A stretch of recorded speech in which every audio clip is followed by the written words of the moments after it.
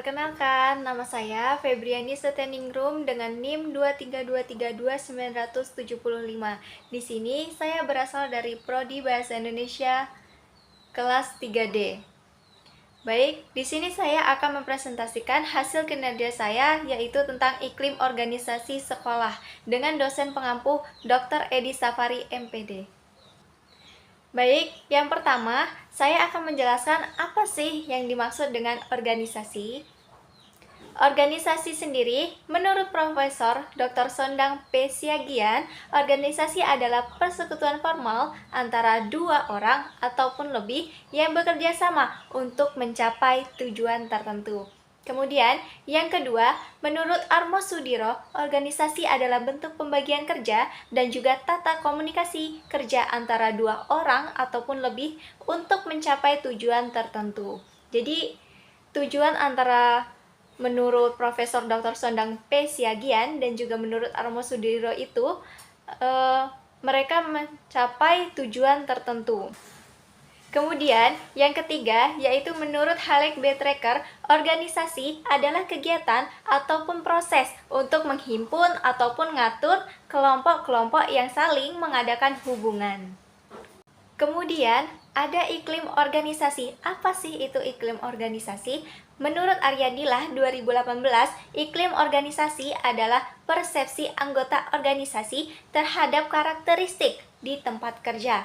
Kemudian, iklim organisasi merupakan karakteristik internal yang membedakan satu organisasi dengan organisasi lainnya. Iklim organisasi juga dapat diartikan sebagai sifat-sifat kerja dan juga lingkungan kerja yang dirasakan oleh karyawan. Iklim organisasi dapat mempengaruhi motivasi, kemudian perilaku, prestasi, komitmen, dan juga kepuasan kerja para karyawannya.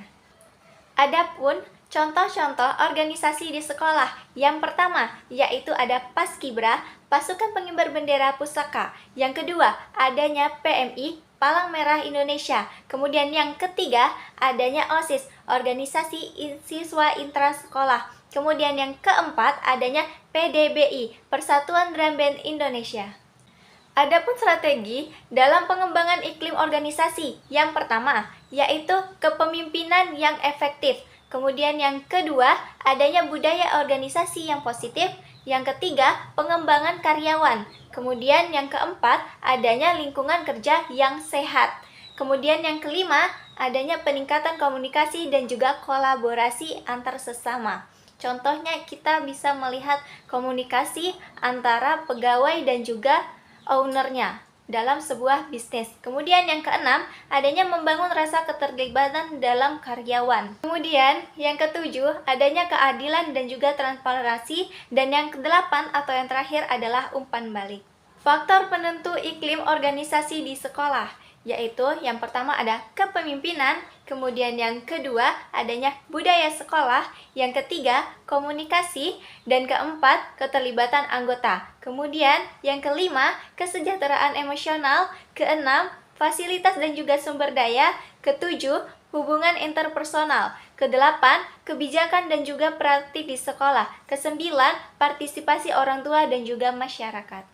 Jadi, dari pembahasan awal sampai akhir, kita dapat menyimpulkan yaitu tentang iklim organisasi bahwa iklim organisasi merupakan persepsi kolektif karyawan terhadap lingkungan kerja di suatu organisasi yang dipengaruhi oleh budaya organisasi, kebijakan, struktur, dan perilaku para pemimpin. Iklim organisasi dapat mempengaruhi kinerja, motivasi, serta kepuasan para karyawan. Organisasi dengan iklim yang positif biasanya menciptakan lingkungan yang mendukung inovasi, kolaborasi, serta kesejahteraan mental dan emosional karyawan, sehingga meningkatkan produktivitas yang bagus ataupun baik.